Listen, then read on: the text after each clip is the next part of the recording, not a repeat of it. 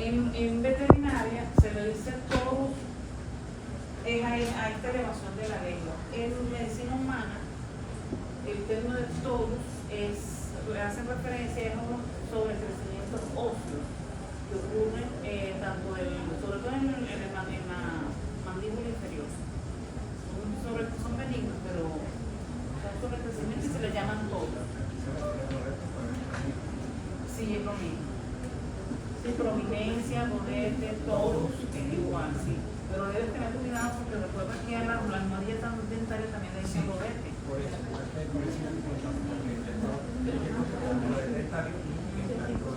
Aquí le dicen lámina dentaria. Entonces tenemos los músculos de la lengua, tenemos músculos intrínsecos, así como no sé si recuerdan en la laringe había músculos intrínsecos y músculos extrínsecos. Quiere decir que este está dentro del órgano, no viene de otra parte del cuerpo. Los extrínsecos sí vienen de otra parte del cuerpo a la lengua. Entonces, el ojo intrínseco es el músculo propio de la lengua, el músculo lingual propio. Este músculo, sus fibras se confunden con los extrínsecos. O sea, disecarlo como tal no se puede, porque sus fibras se entrecruzan con nosotros. Entonces, si recuerdan un corte histológico, cómo se ven las fibras musculares de la lengua, que se ven como intercaladas esas fibras estriadas, es característico. Uno sabe que es lengua porque por la manera como está el músculo. ¿No lo recuerdas? ¿No lo viste? No. Pero no. Histología. Con las muestras que la Ajá, exacto. Yo vi lo de la uña. La lengua. no, eso lo no. No, pero es que todo se fue. Bien. Vivimos más. Exacto. Tenemos entonces el músculo miloioideo, que va a formar el sostén de la lengua. Este es un músculo que se extiende de lo que es la superficie medial del cuerpo de la mandíbula, de un extremo de la superficie medial al otro extremo de la otra parte del cuerpo de la mandíbula. Va a formar el sostén de la lengua. Tenemos el músculo estilogloso.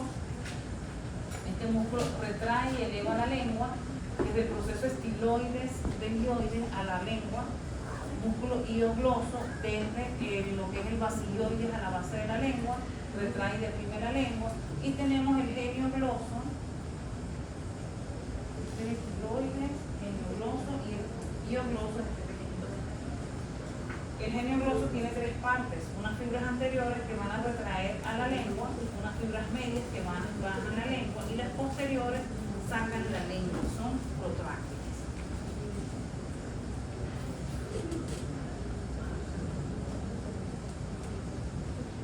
Aquí tenemos los músculos, fíjense el geniogloso en forma de abanico, aquí estaría el lingual o el tronco de la lengua. Tenemos el estilogloso y el iogloso es el más corto, porque va desde el basilioides a la base de la lengua.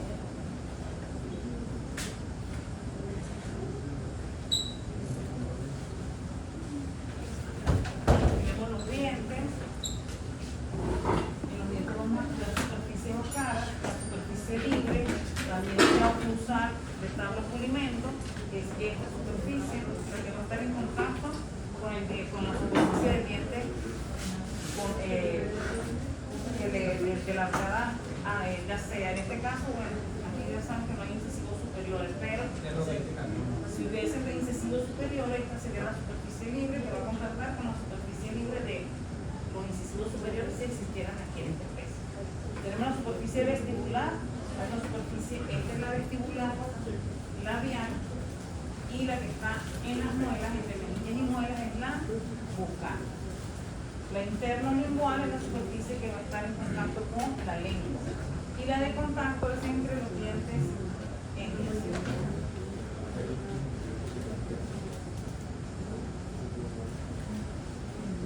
Tenemos que hay dos series, una temporal o decisiva y una permanente o definitiva. Primero es la temporal. Dependiendo de la especie, pues ellos van a ir evolucionando dependiendo del tiempo. Permanecen cierto tiempo, luego se caen, desaparecen y son sustituidos por la dentadura permanente.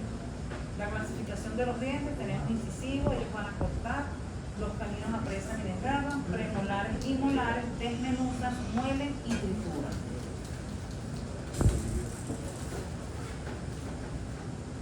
Entonces tenemos la fórmula dentaria. En la fórmula dentaria vamos a tener, esta es la arcada superior, esta es la inferior. En los incisivos superiores pues no hay 4 inferiores. En la temporal no hay caninos. Y tenemos solamente 3 dientes premolares, o 3 premolares, que son 3 arriba y 3 abajo. Es un total de 20.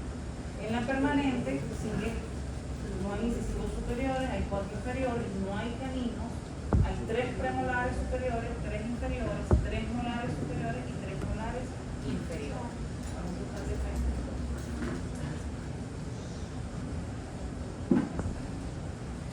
De las glándulas salivales tenemos la parótida, forma irregularmente triangular. Tenemos la mandibular, es alargada, es más grande que la parótida. Recordemos que el conducto de la glándula mandibular va ocupando el proceso sublingual lateral.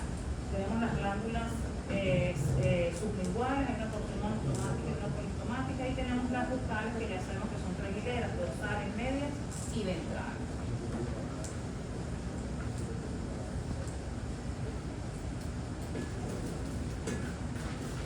La faringe es un órgano muscular membranoso, va a estar dividido en 2 por el paladar blando, el nasofaringe, orofaringe. Incluso hay una faringe laringe en relación a la laringe. El techo está adherido a la base del cráneo, el piso adherido a la laringe y las paredes laterales adheridas al dioides.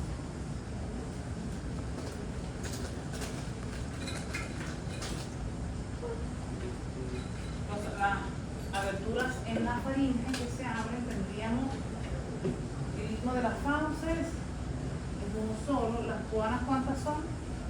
1 o 2. Las tubas auditivas, 1 o 2. El esófago, 1. La laringe, 1. Para un total de 7 aberturas en la faringe. Vemos las partes: nasofaringe, orofaringe, faringe laringe y la parte esofágica.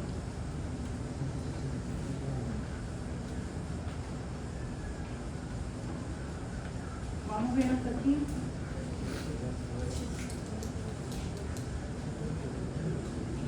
Tenemos el esófago. El esófago tiene 3 partes: una parte cervical, una parte torácica y una parte abdominal. La abdominal ya cuando atraviesa ¿quién?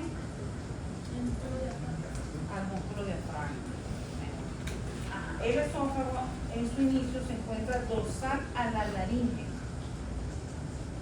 Recuerden lo que les dije: cuando se abre la boca se tiene que identificar cuál es el esófago y cuál es la laringe. El esófago es dorsal a la laringe. Luego, después de la tercera vértebra cervical, el esófago se hace a la izquierda de la tráquea. Cuando está en cavidad torácica, vuelve a hacerse dorsal a la tráquea.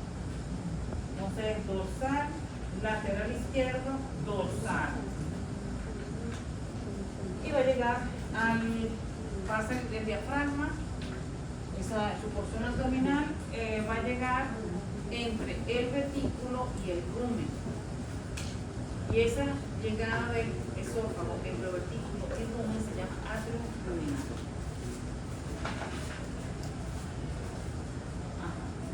Lo tenemos a nivel del cuello, en su tercio craneal, dorsal en la tráquea. Después de la tercera vértebra cervical, izquierdo en la tráquea.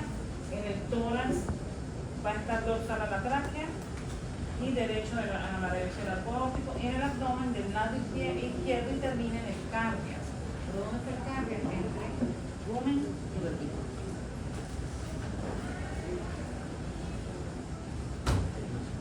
¿Vamos bien hasta aquí?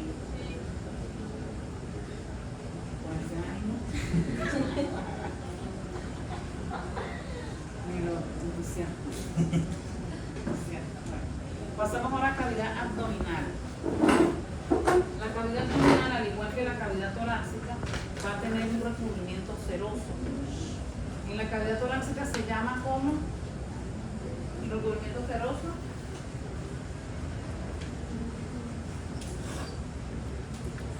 Peri- En la cavidad torácica. Ah, ¿Cómo se llama el recubrimiento seroso? en lo de la pleura. Ajá, la pleura, ¿verdad? La pleura, Dios mío. La pleura tiene una pleura parietal y una visceral, y entre ellos está la cavidad pleural, que está ocupada por el líquido pleural, porque las cerosas producen líquido. En el caso de cavidad abdominal, la serosa es el peritoneo. Hay también un peritoneo parietal y un peritoneo visceral. Entre ellos, la cavidad peritoneal, que va a contener líquido peritoneal. El peritoneo pues, va a contribuir al movimiento de las vísceras, a ese movimiento peristáltico, al peristaltismo. Y el peritoneo va a formar pliegues de conexión. Tenemos los omentos o epiplones. A ver si recuerdan. Un aumento mayor. Mayor y un aumento menor. Ajá, los aumentos que van a unir. ¿Cuáles?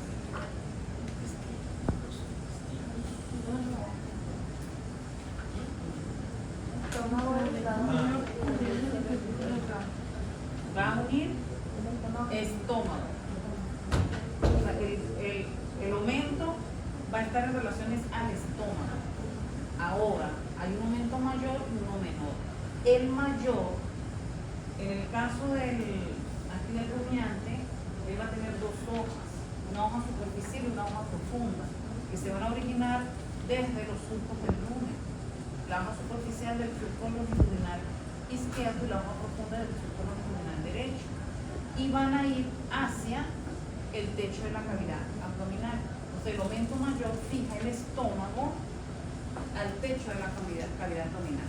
El aumento menor se va a extender desde, en este caso, la curvatura menor del abomaso, curvatura mayor del omaso, a la cara visceral del hígado. El menor, el que va al hígado. El mayor a la pared o el techo de la cavidad abdominal. Entonces, aumento o epiplón es estómago. Va a fijar estómago. Ahora, los mesenterios, ellos sí van a fijar ¿cuáles son a los intestinos. Intestinos. ¿Cuáles son los intestinos? Intestino delgado e intestino grueso, ¿verdad? Entonces, ellos, en los mesos o mesenterios, van a fijar los intestinos. Si está en duodeno, será mesoduodeno. Si está en yeyuno, será mesoyeyuno. Si está en el colon, será mesocolon. En el recto será mesorrecto. Y estos mesos van a ir al techo de la cavidad abdominal. De hecho, van a formar, todos ellos van a formar lo que se conoce como la raíz del mesenterio. No sé si han tenido la oportunidad de ir, o sea, de ver en un matadero cuando van a extraer las vísceras, que, claro, ellos lo hacen desde arriba, desde lo que es la laringe y el estómago, que se traen todo eso, pero si ustedes se fijan con detalle, a nivel de la cavidad abdominal, las vísceras quedan colgando también de algo. Ese algo es la raíz del mesenterio. Y tenemos los ligamentos.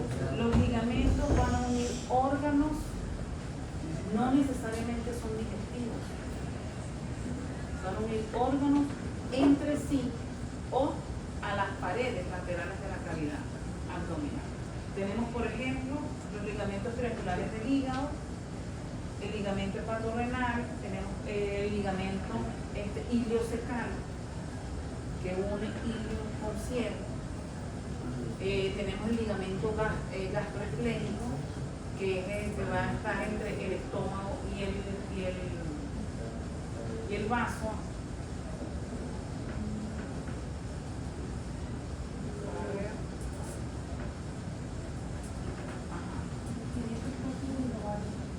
El ligamento propio del ovario. ¿Cuál es la diferencia? Que los ligamentos no tienen vascularización. Tenemos, por ejemplo, el ligamento ancho también, que es parte del útero. Los ligamentos no tienen vascularización.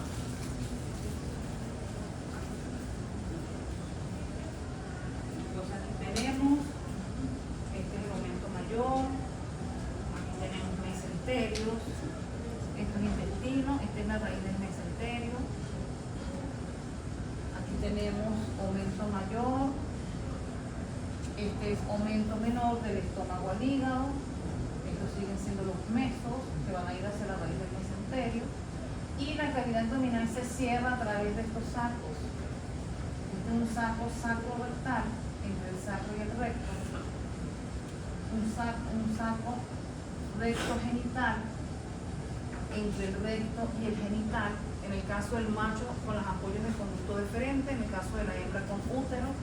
Tenemos un saco genito-vesical, que es entre el genital y la vejiga, entre el genital y vejiga, y un saco vésico-púbico, que es entre vejiga y la pelvis. Estos fondos de saco representan el cierre del peritoneo.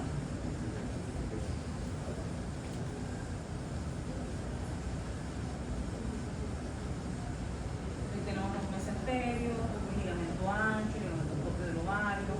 Ligamento ancho está constituido por tres partes con respecto al útero.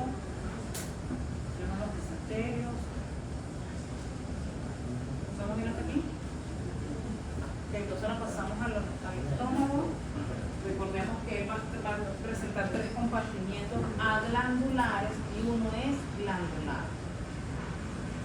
Los aglandulares, el lumen, conocido como panza o ovario, el retículo como bonete o bolsilla, el omazo como limbillo, y el abomazo, que es el verdadero estómago, el estómago glandular, o también conocido como cuajar.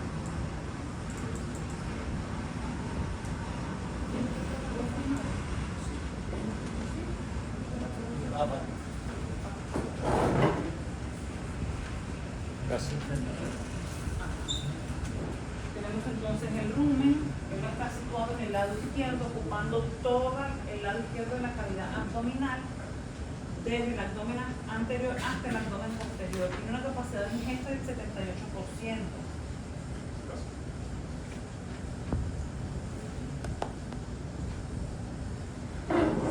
Entonces todo el lado izquierdo lo ocupa el rumen. ¿Qué vamos a estudiar en el rumen? Unos surcos externamente, tenemos surcos, un surco longitudinal derecho, un surco longitudinal izquierdo.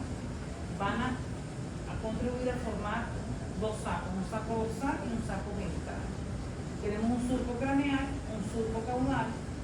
De este surco caudal se van a originar el surco coronario, dorsal y ventral. Hay uno derecho y uno izquierdo. Porque aquí tenemos, bueno, aquí tenemos este caudal, pero aquí va uno derecho y uno izquierdo. Se van a formar entonces dos sacos que vamos a ver aquí. Este es el saco dorsal, este es el saco ventral. Saco dorsal, saco ventral. Este es el saco dorsal caudal, saco dorsal craneal, saco ventral caudal, saco ventral craneal. Entonces, el saco dorsal caudal y el saco ventral caudal son ciegos. El saco ventral craneal es ciego, pero el saco dorsal craneal no es ciego, porque aquí está el agujero lumino reticular para comunicarse con retículos. Entonces aquí tenemos el surco longitudinal izquierdo, este aquí sería el transverso caudal, transverso craneal. Del transverso se va a originar los coronarios, un coronario dorsal, un coronario ventral del lado izquierdo. Entre el rumen y el retículo externamente tenemos el surco lumino reticular. En el lado derecho, de igual manera, vamos a tener el surco longitudinal derecho, el surco transverso caudal. De aquí se origina coronario ventral derecho, coronario dorsal derecho.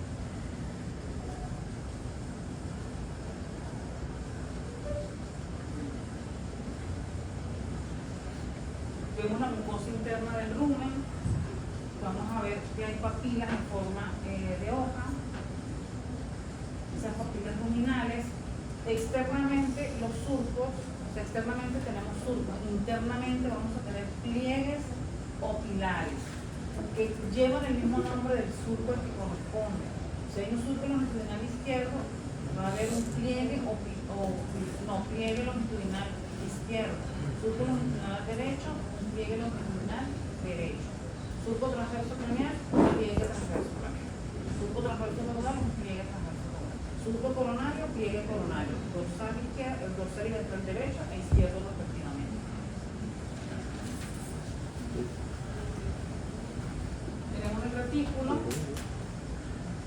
El retículo va a estar situado también del lado izquierdo, en el abdomen craneal, proyectado a nivel del sexto espacio al octavo espacio intercostal del lado izquierdo, va a estar en contacto con el músculo diafragma. ¿Qué hablamos cuando vimos cardiovascular? Que la importancia clínica de saber que el retículo está en contacto con el diafragma. Por si la sangre ya Así va a producir una reticulopericarditis traumática. ¿Por qué? Por la relación estrecha que hay con el diafragma. Internamente vemos la mucosa del retículo en forma hexagonal, en forma de panal de abeja.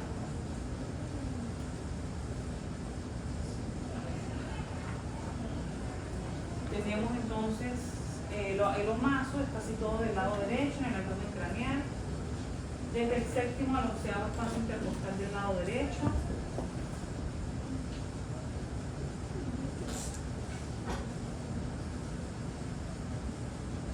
Su mucosa internamente va a presentar hojas, por eso se conoce como librillo también, son hojas nasales. Y también vamos a encontrar unas pequeñas elevaciones en esas hojas, que son unas papilas.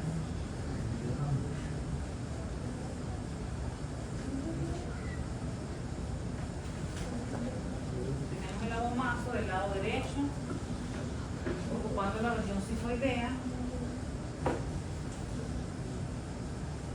contactando con el piso de la cavidad abdominal del lado derecho. Y vamos a ver su mucosa interna va a presentar pliegues longitudinales y oblicuos. ¿Por qué? Porque esta es la parte glandular. Por eso presenta pliegues de dirección longitudinal y oblicuos. A nivel del píloro va a presentar una elevación que se conoce como torus pyloricus. A nivel del píloro, torus pyloricus.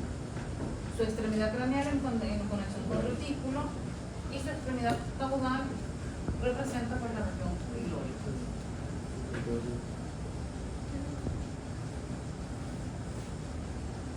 Entonces tenemos la gotera esofágica o surco gástrico. Ella va a presentar tres partes, esa gotera esofágica. ¿Cuáles son esas tres partes?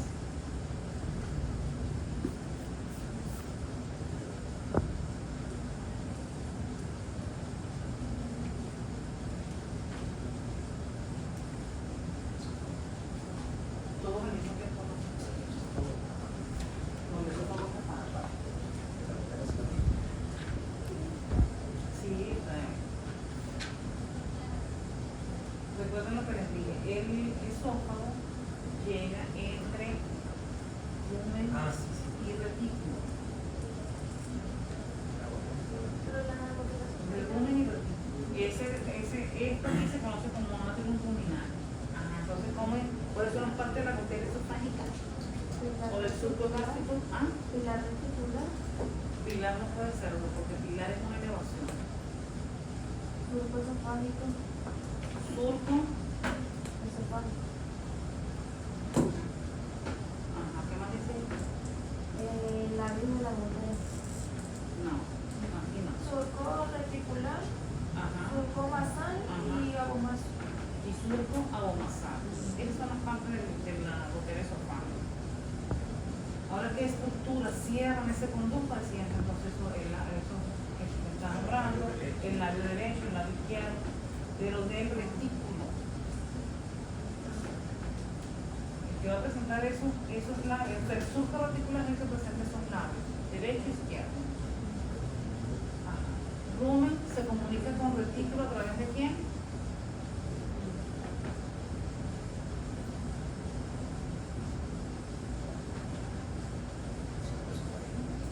Rumen se comunica con el retículo a través de quién?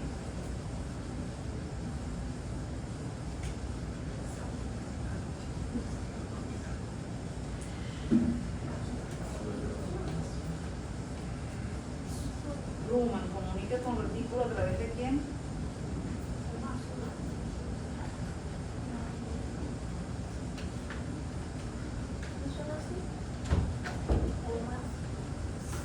Rumen comunica con retículo a través de quién?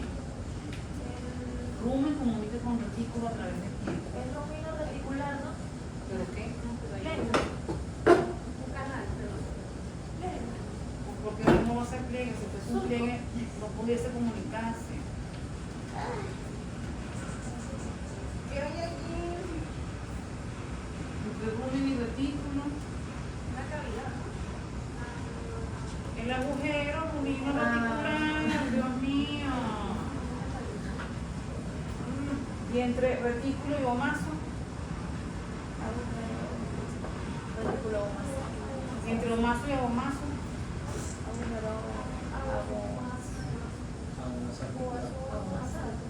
Omaso o omasal, porque son las estructuras que se están comunicando.